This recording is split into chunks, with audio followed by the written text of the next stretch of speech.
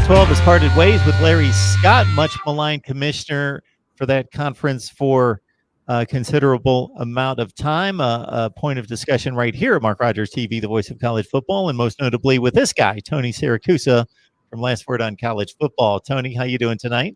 I'm doing well, Mark. How are you?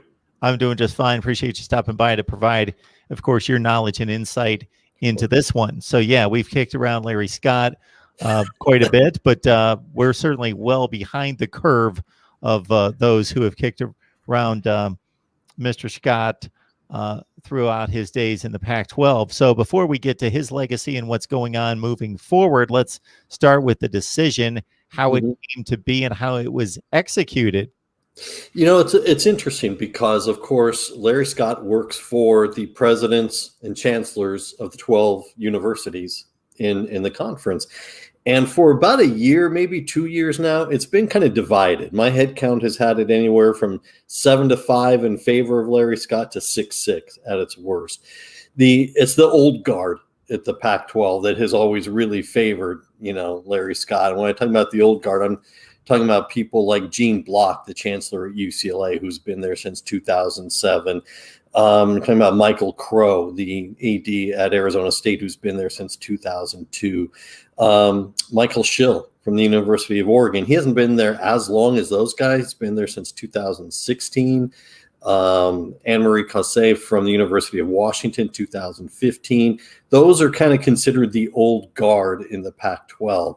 There are people who've come along in 2019, 2020, who don't fall in favor of Larry Scott nearly as much. And they have a lot of experience outside the Pac-12. I mean, you look at Michael Drake at Cal, who's the new president there. He was the president at Ohio State for a while. So, there's some outside influence there. Or Carol Folt at USC. She came from North Carolina and an ACC culture. So it's different with some of the newer people. So, look, Larry Scott has run into a lot of problems, most of them financial and image problems over the years. But basically what happened yesterday is there was a Zoom meeting of the Pac-12 CEO group, as Scott liked to call them, the chancellors and presidents. They decided that they were not going to extend his contract. Now, his contract runs out at the end of the academic year in 2022. So he's got a year and a half left. They're not going to extend his contract. Well, if we're not going to extend his contract, then let's pull the parachute now so that we can start looking for someone else. And, they gave Scott a soft landing. He's going to stay through the end of this academic year, so through June. But it was a weird type of scenario because, it was a news dump on inauguration night at 7:00 on the West Coast. They sent out a press release that they've parted ways, mutually parted ways is what this said. And I'm here to tell you that just ain't so. They can make it sound like that, but it just ain't so. And here's how we know that.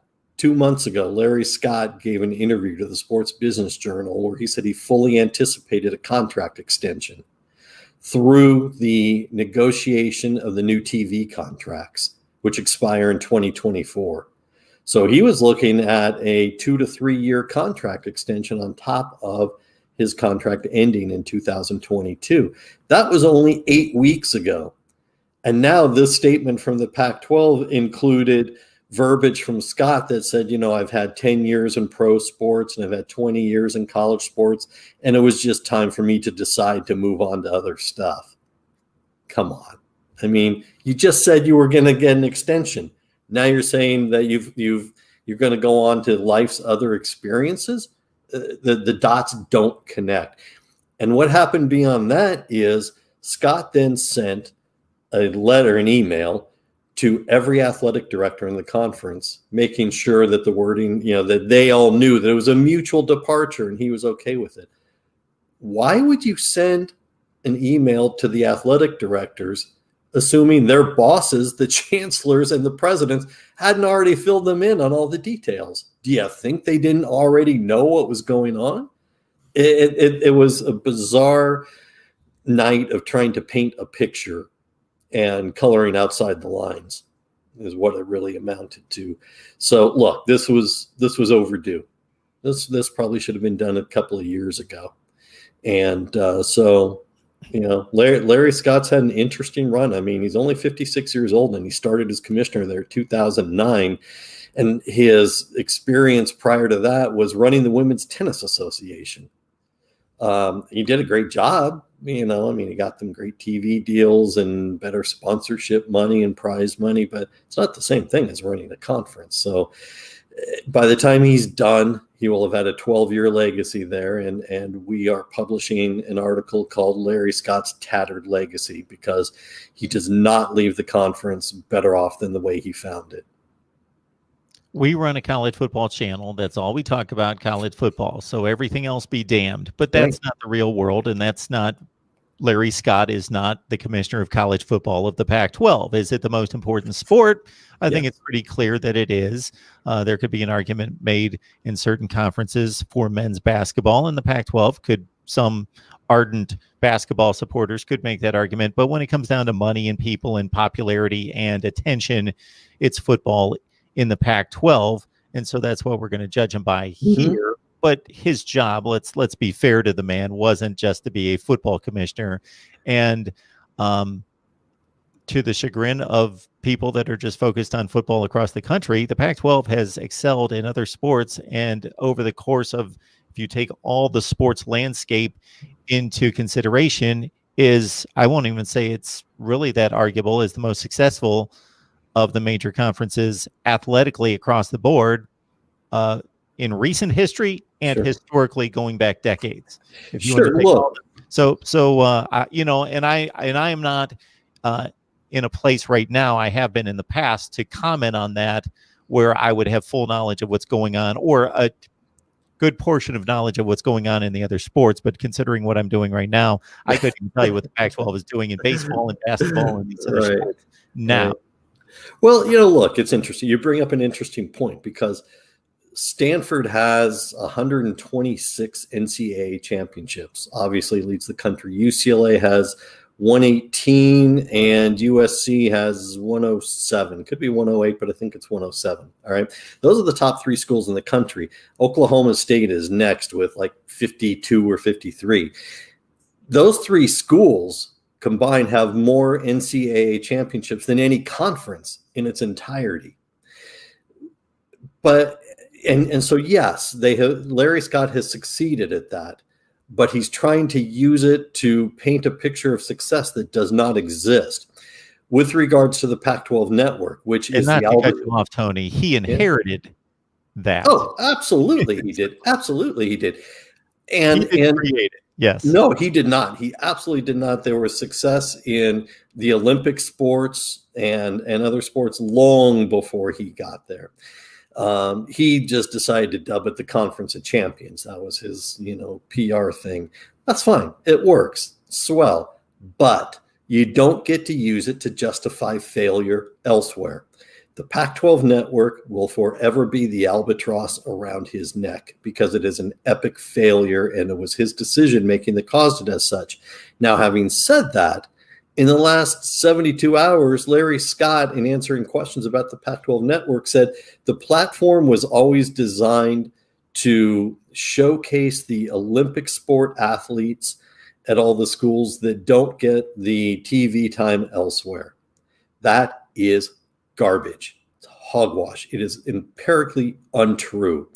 It was built to be another network to showcase Pac-12 football and basketball. And the reason we know that is because when it started, Larry Scott made financial commitments to every school as to the revenue they would get. You're a smart man. I'm sometimes a smart man when it comes to media. You do not get eyes and advertiser dollars by showing the beach volleyball championships. You get it by showing football and basketball, and the other stuff follows accordingly. The network has been a failure because of that, in great part. And look, and because Larry Scott decided to go it alone, the Big Ten network has a partner. The SEC, the ACC networks, they have partners, ESPN, Fox, and so on. Larry Scott was offered the opportunity a couple of years after the Pac-12 network launched to partner with ESPN. The offer was, we're going to pick up your production cost and your operation cost in exchange for 48% revenue share. He said no. He was better off going as an independent. That was the beginning of the end of the network. You fast forward to last season when you've got the COVID adjustments that all of college football had to make.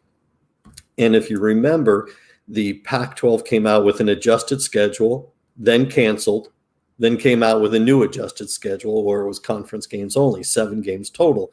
None of those games, not a single one, was on the Pac-12 network because the schools needed the higher level of revenue that comes from the ABC, ESPN, Fox deals. So putting it on the Pac-12 network was never going to work.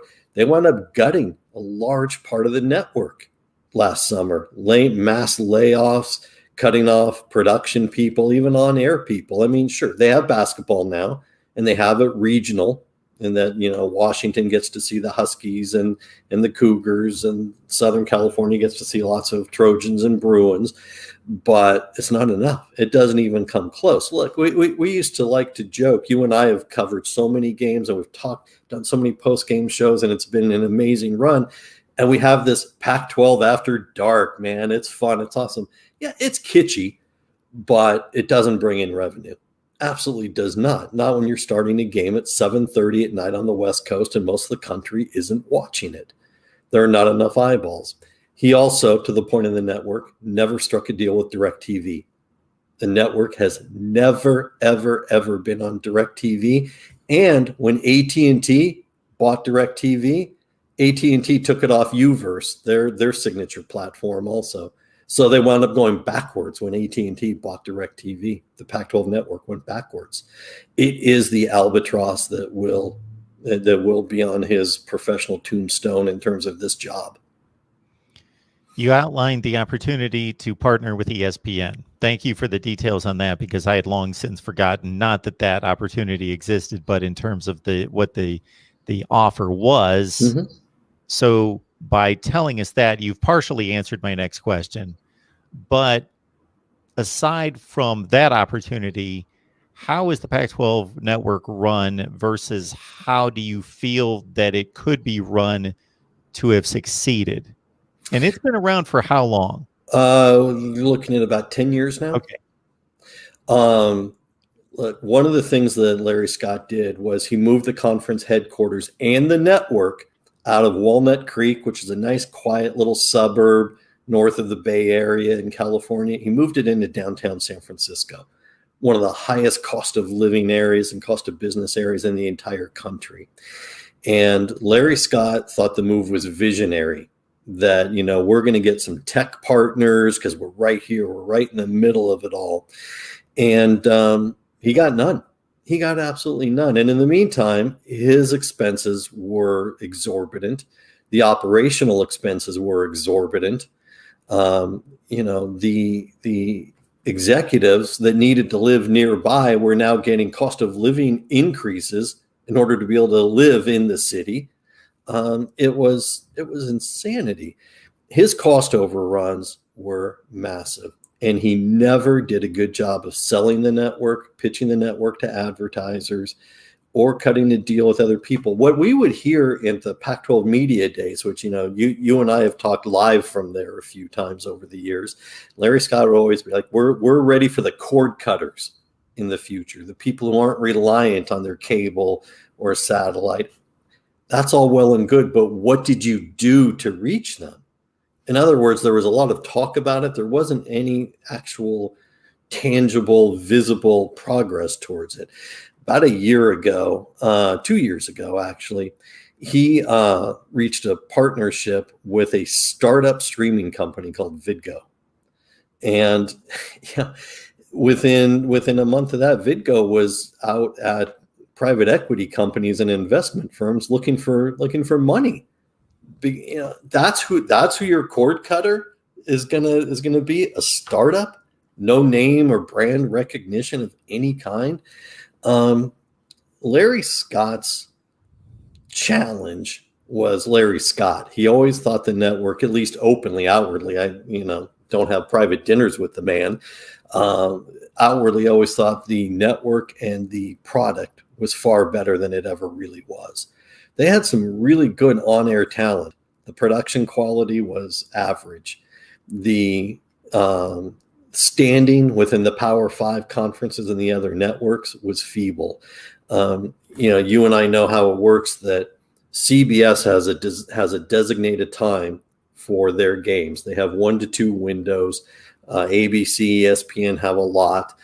Fox has a couple. And so each week when they're going through the rotation to decide, here's, ABC gets the first pick this week. Here's the game we want. We're going to put that one on at noon East Coast time.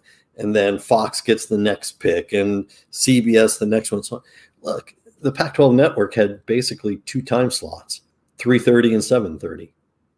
Terrible. They're horrible. 7:30 nobody's watching, and 3:30 Pacific time you're bumping up against East Coast prime time on ESPN. But that was all he could negotiate. Larry Scott was never the negotiator that he could have or should have been. Interesting stuff here. The Larry Scott dismissal by the Pac-12 as commissioner after 11 years. We got Tony Siracusa on the line from Last Word on College Football, and invite you and encourage you to head on over to Last Word on College Football. And the name of the article, once again, Tony? Larry Scott's Tattered Legacy. Basically, he inherited, from a sports standpoint, I mean on the field, a conference that was as strong as any, if you look over the landscape of all sports. Sure. And again, I'm not going to speak to how strong the conference is, but basically he was a caretaker throughout his tenure in terms of maintaining the strength of the sports on the field. The football has declined. I don't think there's any question about that. I think it's been overhyped and publicized how much it's declined. I think that's been overstated, but it has declined, and obviously that's been at the forefront of the criticism. And then, of course, the Pac-12 network, you're reliant on that money and that brand and that vehicle to publicize the conference, and it wasn't executed well. Yeah, it got you nowhere. Look, it's been 16 years since the Pac-12 has had a football national champion. It's a long time. Oregon had a BCS appearance, against Auburn, and they had their run and so on.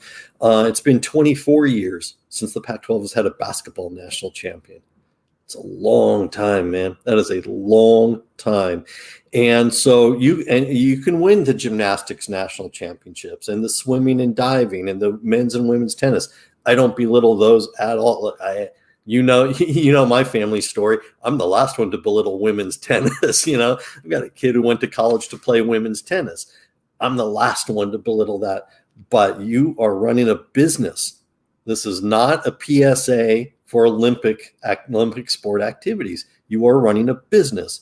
The business model is reliant on football and basketball, and you are not succeeding at it. Therefore, you are not succeeding. It's that simple.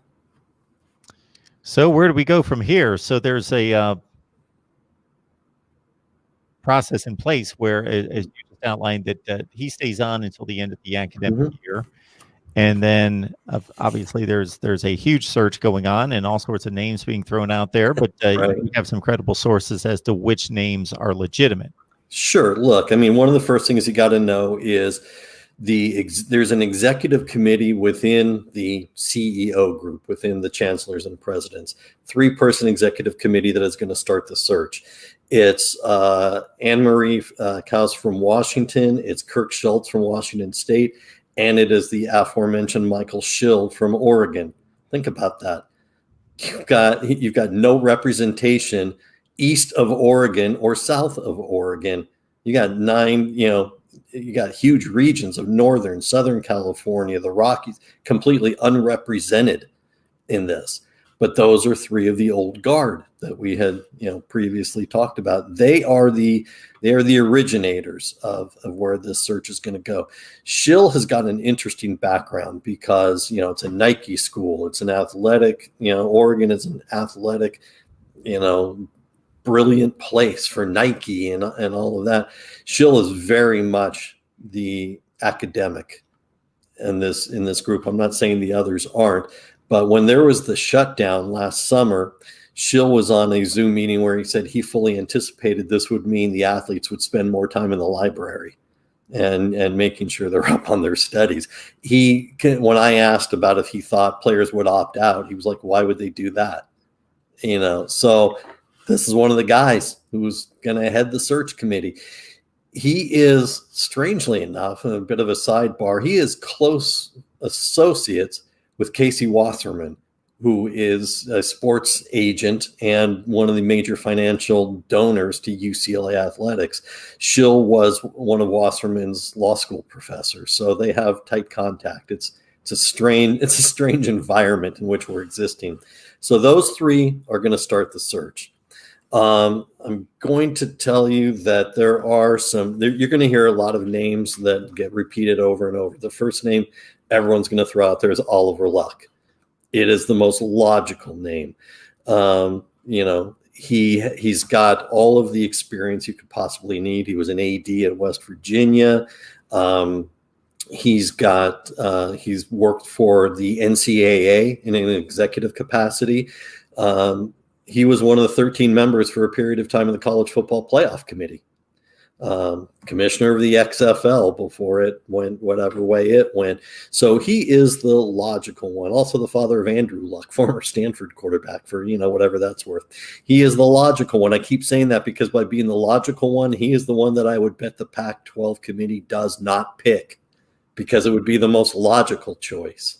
And I was going to say, if you need a guy to throw a football on a promo, he did that in the NFL, so he can absolutely doing that. Absolutely. I think you're going to hear about Greg Byrne, the athletic director at Alabama. He's got ties. He's only 49 years old, because you want someone who's going to be around at least 10 years, 15 ideally. He's got ties because he used to be the athletic director at Arizona. I think you'll hear, because I heard it last night and I kind of dismissed it pretty quickly, Gene Smith from Ohio State. Again, athletic ties because he was the athletic director at Arizona State for about 5 years, but he is 61 years old, so don't know how much longer he wants to do this. And he's currently in charge of one of the biggest athletic budgets in the history of college sports. I don't see what the compulsion would be for him to leave Ohio State to run the Pac-12 and do a, Phoenix rising from the ashes kind of rebuild there.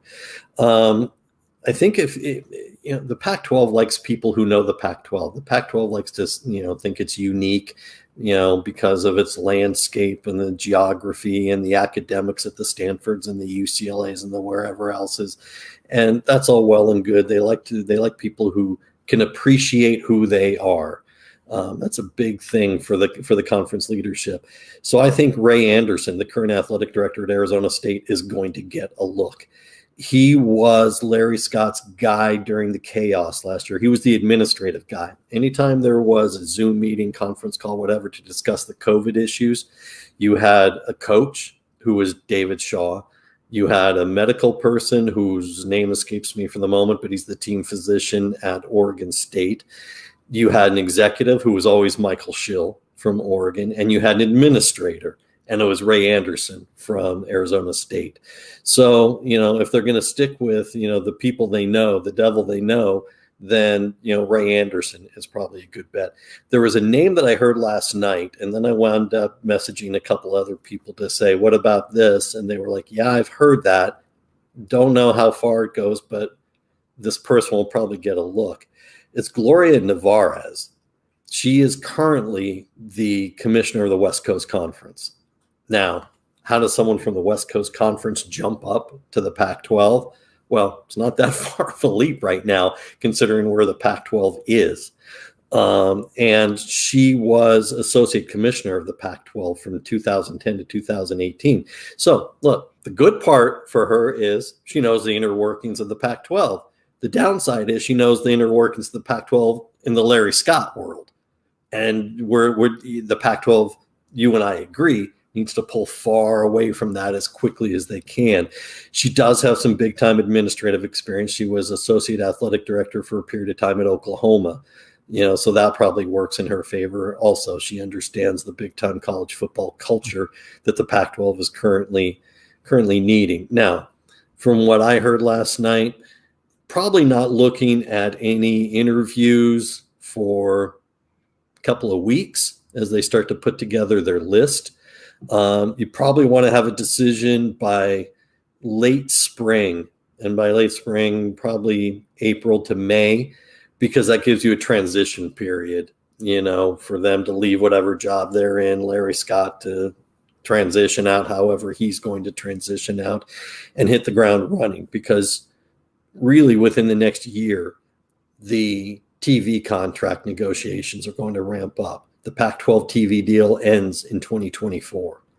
And that is everything right now to the Pac-12. The person whom they choose must, beyond anything else they have in their job responsibilities, must be able to negotiate a great TV deal. Look, we all forget Larry Scott, when he signed the TV deal in 2011, it was landmark. It was the biggest college sports contract ever. It was $3 billion over 12 years. But you and I have spent a lifetime following sports, and we both know 12-year contracts stink. They're terrible because it doesn't allow you to be flexible with the changing tide over time, digital media and streaming media and all of these other things that came about. They were tied into a contract that, halfway through the contract, it was archaic. And so within probably 3 years, 4 at the most, the other conferences kind of lapped the Pac-12 in what their TV deals were. The TV deal is going to be the driving force of who gets hired for this job. Interesting stuff.